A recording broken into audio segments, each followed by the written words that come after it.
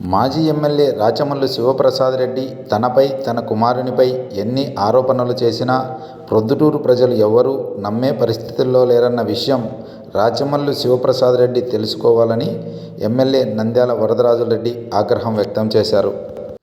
16 ఏళ్లు రాచమల్లు శివప్రసాద్ రెడ్డి ఆయన బావమరిది తన వద్ద ఉన్నారని, ఏ రోజైనా ఒక్క అవినీతికి పాల్పడినట్లు నిరూపించగలరా అని సవాల్ విసిరారు. రోడ్లల్లో నాణ్యత లేకపోతే మాజీ ముఖ్యమంత్రి జగన్మోహన్ రెడ్డితో ఫిర్యాదు చేయించాలని, నాణ్యత విషయంలో ఎక్కడా రాజీ పడే ప్రసక్తే లేదని చెప్పారు. రాచమల్లు శివప్రసాద్ రెడ్డి ఆయన బావమరిది ఇంజనీర్లు కాదని, రోడ్ల వెంట తిరిగి రోడ్లకు పెయింట్ వేస్తుంటే చూస్తూ ఊరుకునే ప్రసక్తే లేదని తేల్చి చెప్పారు. సమావేశంలో టీడీపీ రాష్ట్ర కార్యదర్శి విఎస్ ముక్తియార్, టీడీపీ నాయకులు సీఎం సురేష్ నాయుడు, పర్లపాడు మహేశ్వరరెడ్డిలు పాల్గొన్నారు. ప్రతిరోజు ఏదో ఒక రకంగా నా మీద నా కొడుకు మీద అవినీతి నిందారోపణలు చేయాలని చాలా శ్రమ పడుతున్నాడు. ఏదో ఒక రకంగా ఒక నింద వేస్తే వాళ్ళకు చెడ్డ పేరు తేవాలనే ఒక ప్రయత్నం అతను నిరంతరం చేస్తున్నాడు. కాబట్టి నేను చెప్పేది ఏముందంటే, ఇప్పటికి 40 సంవత్సరాల రాజకీయ జీవితంలో 6 సార్లు ఎమ్మెల్యేగా ఉన్నాయి. 6 సార్లు ఎమ్మెల్యేగా ఉన్నప్పుడు ఎవ్వరూ ప్రజలు ఇదో ఈ తప్పు ప్రొద్దుటూరులో ఈయన చేసినాడని ఎక్కడ కూడా ఎవరు చెప్పే పరిస్థితి లేదు. వేలెత్తి చూపటి విధంగా నిజాయితీగా ధర్మబద్ధంగా నా కోసం నేను బతుకుతూ ఉండాలి. నేను కానీ నా కుటుంబ సభ్యులు కానీ ఎక్కడ కూడా నిజాయితీని వదిలిపెట్టకుండా, నిజాయితీ కోసం ఎన్ని ఇబ్బందులు ఉన్నాయి, ఎన్ని కష్టాలు ఉన్నా కూడా ఓర్చుకొని నిజాయితీగా జీవిస్తాను. ఎక్కడ కూడా ఎవరి దగ్గర చేయి సాపిన పరిస్థితి లేదు. ఈ విషయం ప్రొద్దుటూరు ప్రజలందరికీ తెలుసు. కానీ నేను నా కొడుకు మీద నువ్వు రోజు ఏదో ఒకటి మాట్లాడుతూనే ఉండవు. అయితే నువ్వు ఎన్ని మాట్లాడినా కూడా నిన్ను గురించి ప్రొద్దుటూరు ప్రజలకి అందరికీ తెలుసు. మేకవన్నే పులివి నువ్వు. నీ యొక్క పరిస్థితి 10 సంవత్సరాల్లోనూ మొన్న గత 5 సంవత్సరాలు అధికార పార్టీలో ఉన్న కాలంలో నువ్వు చేసిన ఎన్నో అన్యాయాలు, అరాచకాలు, అవినీతి పనులు, లంచగొండి పనులు ఎన్నో రకాలు నువ్వు చేసినావు. ఇవన్నిటిని గుర్తుపెట్టుకుంటారు ప్రజలు. ఏదో మర్చిపోయినారని నువ్వేమన్నా అనుకుంటున్నావేమో కానీ ప్రజలందరూ గుర్తుపెట్టుకొని ఉంటారు. జీవితాంతం నిన్నుగా మర్చిపోరు. ఎందుకంటే ఒకవేళ నేనైనా కూడా ఏదైనా కొంతకాలం తర్వాత నన్ను మర్చిపోవచ్చేమో కానీ నీలాంటి అవినీతి పరుని ఎవ్వరు జీవితంలో మర్చిపోని పరిస్థితుల్లో ప్రజలు గుర్తుపెట్టుకుంటారు. కాబట్టి నువ్వు నిరంతరము నా కొడుకు మీద నువ్వు నిరంతరం ఏవో రకరకాలుగా చెప్తా ఉండవు. ఏదో మహేష్ అని ఉన్నాడు, కాంట్రాక్టర్లలో మహేష్ కాంట్రాక్టర్ వర్క్స్ చేసుకుంటున్నాడు. అందరి మాదిరిగానే వ్యాపారం చేసుకుంటావు. నువ్వు వేసుకో దాన్ని ఎవరన్నా.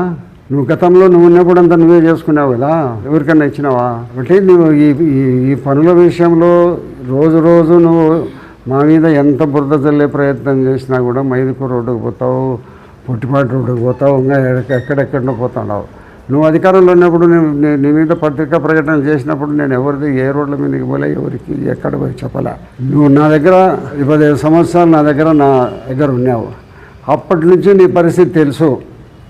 అప్పటి నుంచి నీ చేతి లాగవము, నువ్వు ఎట్లా డబ్బులు కొడతావు, ఎట్లా డబ్బులు చేతికి వస్తాను, ఎట్లా దాచిపెడతావు అనేది కూడా నాకు తెలుసు. నిన్ను గురించి నేనేదో కొత్తగా నేర్చుకోవాల్సిన పని లేదు. నువ్వేదో ఉన్నట్టుండే నువ్వు రాజకీయాలకు వచ్చింటే నిన్ను గురించి నేను తెలుసుకోవాల్సిన పని లేదు. మీ మామ నా దగ్గర ఉన్నాడు. మీ మామ తర్వాత నువ్వు నా దగ్గర ఉన్నావు. నా దగ్గర 15 సంవత్సరాలు పనిచేసినావు. నేను కౌన్సిలర్గా చేసిన, అదే మున్సిపల్ వైస్ చైర్మన్ చేసి చైర్మన్ కూడా కొంతకాలం చేసినాం. ఇన్ని చేసిన నిన్ను గురించి నాకు ఎక్కడ సూది మోగినంత కూడా తాగు లేకుండా నాకు నీ యొక్క పరిస్థితి అంతా తెలుసు. ఆ దగ్గర ఉన్నప్పుడే ఎన్నో తప్పులు చేసినావు. అప్పుడు ఏదో పార్టీకి చెడ్డ పేరు వస్తుందని నేను వెనకేసుకొని కొంత మాట్లాడినాం.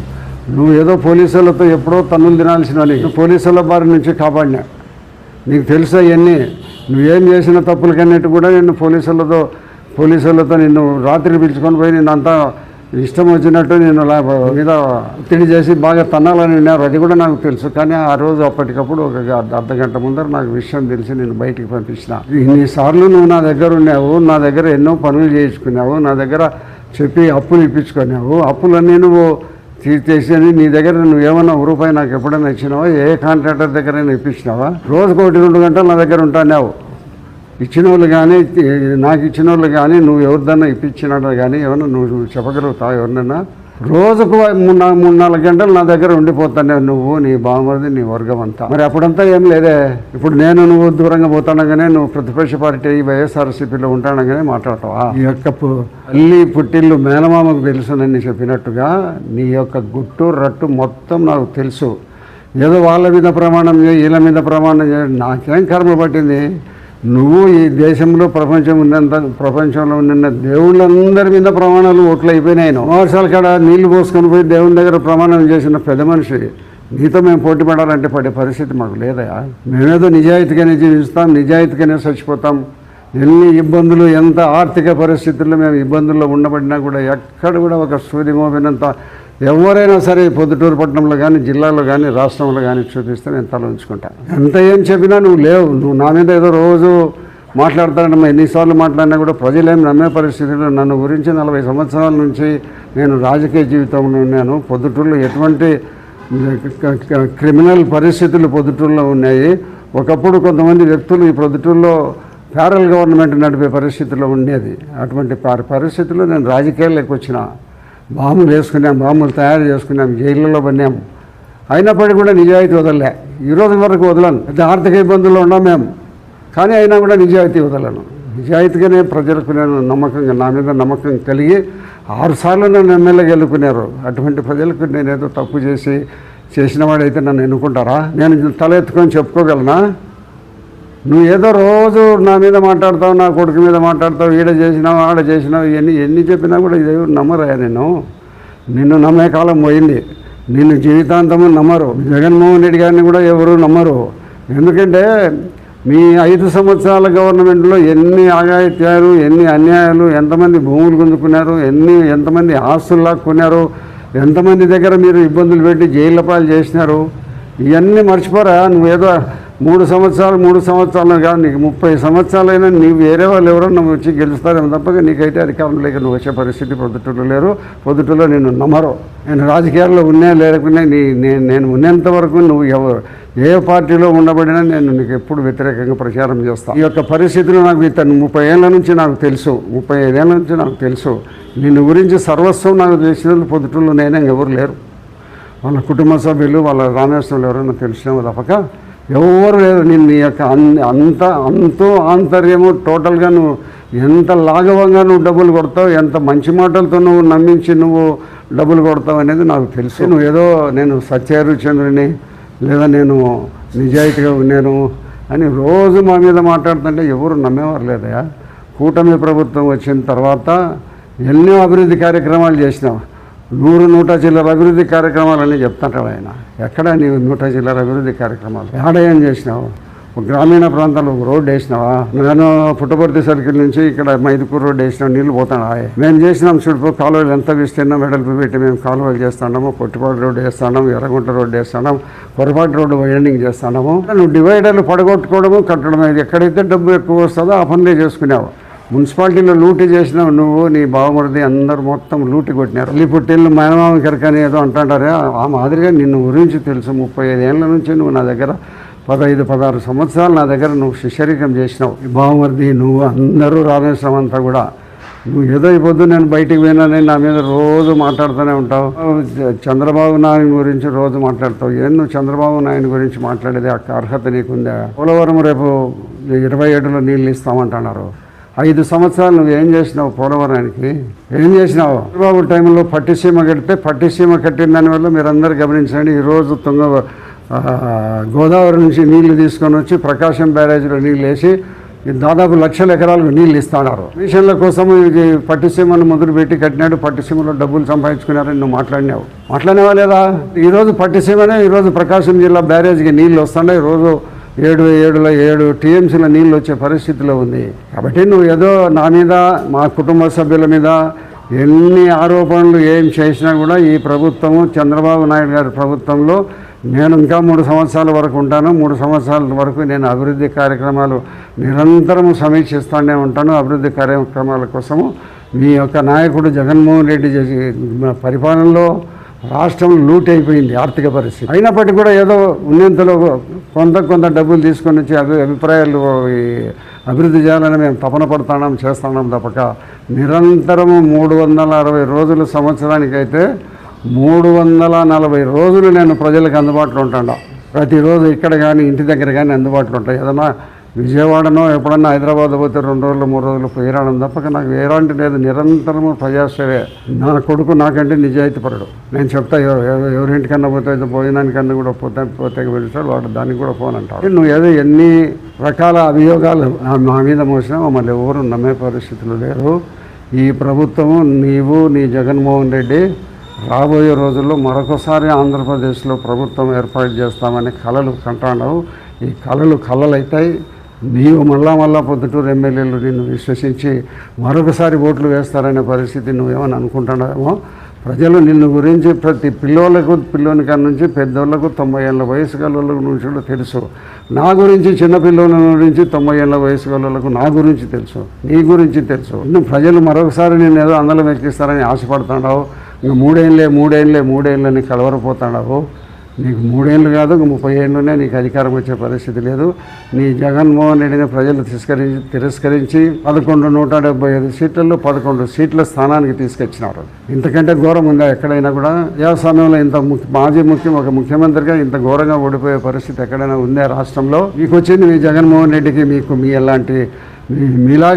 మీలాంటి వాళ్ళందరూ ఆయన ద్వారా కూడా దుర్మార్గ పనులు చేయించి ఆయన కూడా అవినీతి చలివిడిగా డబ్బులు సంపాదించుకుని అవినీతి మార్గంలోనే నిరంతరం పయనించినాడు. రోజు సొంత తల్లి చెల్లెళ్ళని కూడా దూరం పెట్టినాడు. అటువంటి ముఖ్యమంత్రికి మళ్ళీ ఓట్లేస్తారు ప్రజలు.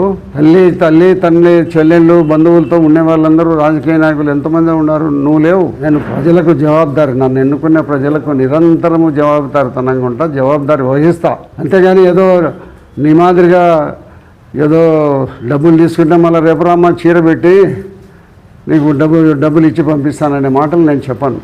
ఈ రోజు కొరకు ఇంతవరకు ఇట్లా చేయి సాగిన పరిస్థితి ఎక్కడ జీవితంలో లేదు, ఉండదు కూడా. నా జీవితాంతం ఆ రాజకీయాల్లో ఉన్నా లేకపోయినా ఇదే మాదిరిగా నా కోసం నేను బతుకుతాను, నా కోసం నిజాయితీగా నేను ఉండి రాజకీయాలలో కానీ నా జీవితంలో ఉండి చచ్చిపోవాలని నేను అనుకుంటాను తప్పక నువ్వు నన్ను ఎంత ప్రేరేపించి మా కుటుంబము ఇన్ని చేసినా కూడా ప్రొద్దుటూరు ప్రజలు కానీ జిల్లా వాసులు కానీ రాష్ట్రంలో సమైక్యాంధ్రప్రదేశ్లో కూడా పోయి నన్ను గురించి విచారించు. కాబట్టి నువ్వు ఎన్ని నేర ఆరోపణలు చేసినప్పటికీ కూడా నన్ను ఎటువంటి పరిస్థితుల్లో కూడా ప్రజలు అవినీతి ముద్రపై నువ్వు వేయాలనుకొని ఎంత వేసినా కూడా జరగదు. అది నీ యొక్క ప్రభుత్వము నిన్ను మరొకసారి మళ్ళీ రాణించే పరిస్థితిలో ఆంధ్రప్రదేశ్ ప్రజలు లేరు. నువ్వేదో కలలు కంటాడా 3 ఏళ్ళ తర్వాత మాదేని మళ్ళీ 3 ఏళ్ళ తర్వాత నాదని. కాబట్టి నేను ప్రజలు తిరస్కరించినారు. నీలాంటి వాళ్ళు ప్రొద్దుటూరుని పడితే ప్రొద్దుటూరు పరిస్థితి ఎట్టుంటుందోనేమో, ఎంత ఇబ్బందులు పడే పరిస్థితి, ప్రజలు ఇబ్బందులు పడే పరిస్థితి వస్తుందని నేను గురించి తెలుసు. నువ్వు మాట్లాడే ప్రతి మాటను కూడా నిన్ను గమనిస్తూ అంటారు. నీ యొక్క ప్రతి ఒక్క మాటను కూడా నమ్మే పరిస్థితిలో ప్రజలు లేరు. అయితే ఏ దేవుని మీద ప్రమాణం చేయను, నాకు అటువంటి అవసరం లే. ఆయన అయితే అన్ని గుళ్ళు అయిపోయినాయి, గుళ్ళు లేవు ఆయనకు. కాబట్టి విపరీతమైన లంచగొండిగా నువ్వు ఉండి వేరే వాళ్ళకు లంచగొండితనం ముద్ర వేయాలని నువ్వు అనుకుంటే సాధ్యమయ్యే విషయం కాదు. నువ్వు రోడ్ల మీదకి పోతావు, రోడ్ల మీద ఏం చూస్తావు? నువ్వు ఉన్నతాధికారులకు ఫిర్యాదు చేయి. నీ జగన్మోహన్ రెడ్డి ద్వారా ఫిర్యాదు చేయించు. జగన్మోహన్ రెడ్డి మాజీ ముఖ్యమంత్రి ఒక పిటిషన్ పెడితే దానికి వాల్యూ ఉంటుంది. అట్లా చేయొచ్చు. నువ్వు మాకు కాంట్రాక్ట్ రాలే, ఇంకా బిల్లులు కూడా రాని రోడ్డు మీద పోయి నువ్వు పోతావా? మైదుకూరు రోడ్డు మీదకి పోతావు, పొట్టిపాటి రోడ్డు మీదకి పోతావు. నీకేంటి సంబంధం ఏంటి? రోడ్లు మా పని కంప్లీట్ కాలే, ఇంకా బిల్లు కూడా పెట్టుకోలే మేము. ఈ మాదిరిగా ఏదో నాసిరకం పనులు చేసి కొన్ని రోడ్లు వేసినావు. నువ్వు గ్రామీణ ప్రాంతంలో ఉప్పరపల్లె రోడ్డు వేసినావు, ఎన్నిసార్లు గుంతలు పూడ్చినారో చూడు. కానీ బుజ్జోరపల్లెకి రోడ్డు వేసినావు, ఎన్నిసార్లు గుంతలు పూడ్చినారో చూడు. అరకటవేముల రోడ్డు వేసినావు చూడు. ఎక్కడైనా కూడా మా కాంట్రాక్ట్ కానీ మేము చేసే ప్రతి పనిలో నిజాయితీ ఉంటుందా? అయితే కాంట్రాక్టర్ నిజాయితీగా 100 రూపాయలు రోడ్డు వేస్తాడని మేము చెప్పాం. రేట్లలో 10 రూపాయలు ఎక్కువ వేసుకొని తీసుకొని ఎక్కువ ఉన్న దాంతోనే వేస్తాం. రోడ్డు 95%, 90% నిజాయితీగా వేస్తాం. అంతేగాని నువ్వు నేరారోపణలు చేసేది నువ్వు ఉన్నతాధికారులకు పెట్టు, ఉన్నతాధికారుల వచ్చి విచారణ చేయమను. విజిలెన్స్ ఉంది, విజిలెన్స్తో ఎంక్వైరీ చేయొచ్చని. క్వాలిటీ కంట్రోల్ ఉంది, క్వాలిటీ కంట్రోల్తో చేయించమను. ఇవన్నీ చేయగానే రోడ్లలో మా రోడ్డుకు బిల్లు రాకముందు నువ్వు గీతలేసి ఏం పని నీకు? నువ్వు ఇంజనీర్వా, నువ్వు బాగుమరిది ఇంజనీరా, నువ్వు ఉన్నతాధికారులు నువ్వు ఏం చెప్పినా కూడా నీ వల్ల 10 రూపాయలు తగ్గించరు, 10 రూపాయలు పెంచదు, రోడ్డు తగ్గదు. నువ్వు తగ్గించాల్సిందే, ఇది నాసిరకమని నిర్ణయించాల్సింది ఎవరు? ప్రభుత్వ అధికారులు ఉన్నారు. చీఫ్ ఇంజనీర్ పెట్టు, నీ జగన్మోహన్ రెడ్డితో లెటర్ పెట్టించు. అంతేగాని ఊరికే రోజు రోడ్ల మీద నువ్వు ఆ రోడ్డుకు పోయినాడు, అది రోడ్లు వేసే టైంలో అక్కడ ఉండబడిన వ్యాపారం నిలబడిపోతుంది. నిలబడిపోతే దానికి జవాబుదారీ కాంట్రాక్టరు మా పార్టీ మేమా? నువ్వు రోడ్లు వేసినప్పుడంతా ఎట్లా చేసినావు? రోడ్లు నువ్వు వేయలేదు రోడ్లలో. నువ్వు డ్రైనేజ్ కట్టినావు కదా మైదుపూర్ రోడ్డు అమ్మడి, అప్పుడు నిలబడిపోలే వ్యాపారము. ఒక్కొక్కరి దగ్గరికి పోయి నీకు ఈ 2 నెలల్లో ఎంత నష్టం వచ్చిందంటే 20 లక్షలు 30 లక్షలు వచ్చిందని నువ్వు చెప్పిస్తావు. రోడ్లు వేసేటప్పుడు ఏదైనా కూడా పొలాలలో పోతాయి రైతులు, వందలు తరతరాల నుంచి ఉన్న పొలాలు రైతులందరూ ఇస్తాండారు రోడ్ల కోసము. ఈ రోడ్డు కూడా బాగుపడాలనే ఒక మంచి సదుద్దేశంతో ఆర్టీసీ బస్ స్టాండ్ నుంచి రిలయన్స్ పెట్రోల్ వరకు 2 పక్కల ఎప్పుడూ రోడ్డు తగ్గిపోతుంది. మీకందరూ కూడా గుర్తుంటుంది ఆ రోడ్డు. దానికి డబ్బులు పెట్టి శాంక్షన్ చేసి 10 కోట్ల రూపాయలు పన్నులు పెట్టి దాన్ని వెడల్పు చేస్తున్నాం 100 అడుగులు. ఎక్కడైనా నువ్వు చేసిన పాపన పోయినావు ఎక్కడన్నా? రిలయన్స్ పెట్రోల్ బంకు ఆర్టీపీ దావన ఎన్ని యాక్సిడెంట్ జరిగినా ఎంతమంది చచ్చిపోయింటారు. ఈరోజు మేము డబుల్ రోడ్ వేస్తాం అక్కడ 100 అడుగుల వెడల్పుతో. ఎన్ని నీకు మేము చేసే మంచి పనులని నువ్వు ఓర్చుకోలేకపోయి నువ్వు ఏదో మా మీద బురద జల్లని నువ్వు ప్రయత్నం చేసి మేమేదో విపరీతమైన అవినీతిని లంచగొండి దోచుకుంటాడం, నేను నా కొడుకు పార్ట్నర్ మహేశ్వర్ రెడ్డి గారు దోచుకుంటాడం అని చెప్తాడు. నీ యొక్క చెప్పే మాట 1% ప్రొద్దుటూరు ప్రజలు నమ్మే పరిస్థితి లేదు. నేను ప్రొద్దుటూరు ప్రజలకు జవాబుదారి. నేను ఎక్కడన్నా తప్పు చేసి ఉంటే ఏ ఒక్క చిన్న వ్యక్తిగా కూడా ఒక రిక్షా దొక్కేవాడు కూడా నన్ను ప్రశ్నించవచ్చు, నేను జవాబు చెప్తాను. ఎవరైనా సరే ఎక్కడైనా సరే ఛాలెంజ్. మేమేమి ఇక్కడ రియల్ ఎస్టేట్ బిజినెస్ చేయడంలో, ఎవరి భూములు మేము ఆక్రమించుకోవడంలో, ఎవరి భూముల్లో గెట్లు వేసుకోవడంలో, ఎవరిది లాక్కోవడంలో, ఎవరన్నా రియల్ ఎస్టేట్ వేస్తా అండి ఫ్లాట్లు వేస్తే వాళ్ళు డబ్బు కట్టాలి. మీకు అట్ట పరిస్థితి లేదు మాకు. అంత దిగజారి బతుకం నీ మాదిరిగా. కాబట్టి నువ్వు నిరంతరము మా మీద ఏదో మా కుటుంబాల మీద మాతోటి భాగవస్తుల మీద నువ్వు ఎన్ని చెప్తానే కూడా ప్రజలు నమ్మే పరిస్థితి లేరు. నేను నా కోసం నేను నిజాయితీగా బతికి చచ్చిపోవాలనే ఉద్దేశంతో ఉన్నాను తప్పక ఎవరి కోసం కాదు. నేను కానీ నా కుటుంబ సభ్యులు కానీ మా అన్నదమ్ములు కానీ ఎవరైనా కూడా ఒక తప్పు చేస్తే దానికి ఎవరైనా రుజువు చేస్తే తల వంచుతాం.